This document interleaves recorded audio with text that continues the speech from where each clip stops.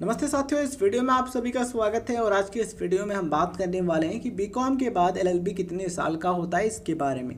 BCom के बाद LLB कैसे करें, कितने सेमेस्टर्स होंगे, बीकॉम में एडमिशन कैसे मिलता है, एंट्रेंस एग्जाम कौन कौन से होते हैं। सो अगर आप इन सभी चीज़ों के बारे में जानना चाहते हैं तो वीडियो के एंड तक बने रहिए। राइट इन्फो क्लब का वीडियो अगर आप लास्ट तक देख लेते हैं तो कोई भी कन्फ्यूजन नहीं रहेगा। चलिए सबसे पहले बात करते हैं कि बीकॉम के बाद एलएलबी कितने साल का होता है। तो बीकॉम के बाद जो एलएलबी है वो 3 साल यानी कि 3 इयर्स का होता है, क्योंकि ग्रेजुएशन के बाद एलएलबी की ड्यूरेशन होती है 3 इयर्स। और बीकॉम भी एक बैचलर डिग्री कोर्स है यानी कि ग्रेजुएशन डिग्री कोर्स है, इसलिए बीकॉम के बाद भी आप 3 साल का जो एलएलबी होता है ये आप कर सकते हैं। बीकॉम में टोटल 6 सेमेस्टर्स पास करने होंगे, क्योंकि एक साल में 2 सेमेस्टर होते हैं। इस तरीके से टोटल 3 साल में 6 सेमेस्टर्स आपको पास करने होंगे। अब बात कर लेते हैं कितने % मार्क्स होने चाहिए बीकॉम में। तो साथियों यहाँ पर आप देख पा रहे हो मेंशन किया गया है कि जो जनरल कैटेगरी कैंडिडेट हैं यानी जो यूआर कैंडिडेट हैं उनके ग्रेजुएशन में या फिर पोस्ट ग्रेजुएशन में। देखिए, अगर आपने ग्रेजुएशन किया है और आपने पोस्ट ग्रेजुएशन किया है तो ग्रेजुएशन में मार्क्स आपके कम हैं, लेकिन पोस्ट ग्रेजुएशन में ज़्यादा हैं, तो आपकी जो पोस्ट ग्रेजुएशन के मार्क्स हैं वो भी कंसिडर किए जा सकते हैं। ठीक है, लेकिन अगर आपने बीकॉम किया है देन आपके जो मार्क्स हैं वो बीकॉम के कंसीडर किए जाएंगे। देखा जाएगा कि कम से कम जितने मार्क्स होने चाहिए वो आपके हैं या फिर नहीं। ठीक है, तो इस चीज़ को आप समझते रहिएगा।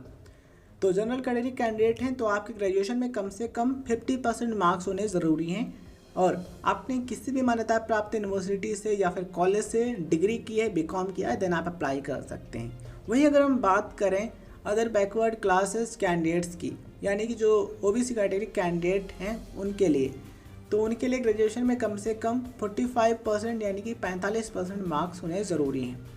ठीक है, और किसी भी मान्यता प्राप्त यूनिवर्सिटी से या फिर कॉलेज से डिग्री किया है तो आप अप्लाई कर सकते हैं। अगर आप एक एससी या फिर एसटी कैटेगरी कैंडिडेट हैं देन ग्रेजुएशन में यानी कि बीकॉम में कम से कम 40% हैं, तब भी अप्लाई कर सकते हैं।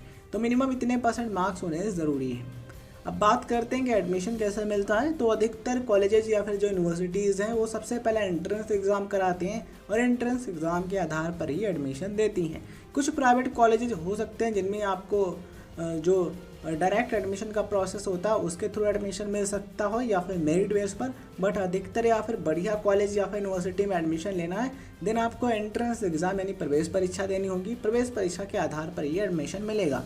तो कौन कौन से एंट्रेंस एग्ज़ाम कराए जाते हैं? तो साथियों, जो क्लैट का एग्ज़ाम होता है, कॉमन लॉ एडमिशन टेस्ट, इसके द्वारा आपको 5 साल का जो एलएलबी होता है उसमें एडमिशन मिलता है। यानी कि अगर आपको 5 ईयर्स एलएलबी में एडमिशन लेना है जो कि 12th के बाद किया जाता है तो आप वो एग्ज़ाम दे सकते हैं। बट 3 साल का आपको एलएलबी करना है ग्रेजुएशन के बाद, देन आपको जो अलग अलग यूनिवर्सिटीज़ हैं या फिर जो स्टेट लेवल के एंट्रेंस एग्ज़ाम हैं वो देने होते हैं, जैसे कि DU LLB entrance exam, Allahabad university LIT exam, Maharashtra common entrance test for law, PULLB entrance exam, Telangana state law common entrance test, Andhra Pradesh law common entrance test, BHU undergraduate entrance test. इसके अलावा और भी कई सारे एंट्रेंस एग्ज़ाम हो सकते हैं जिनके थ्रू भी आप एडमिशन ले सकते हैं। 3 इयर्स के LLB भी एडमिशन आप ले सकते हैं।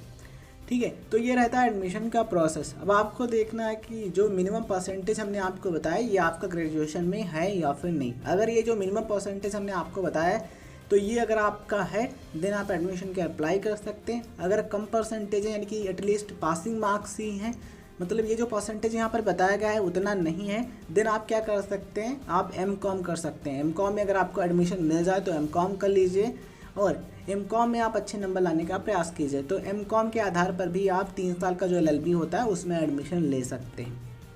आई होप आपको सारी चीज़ें समझ में आ गई होंगी। ये वीडियो जानकारी आपको पसंद आई हो तो इस वीडियो को लाइक करें, उन दोस्तों के साथ जरूर शेयर करें जो कि जानकारी प्राप्त करने में रुचि रखते हैं। धन्यवाद साथियों, जय हिंद, जय भारत। मिलते हैं किसी नए वीडियो में।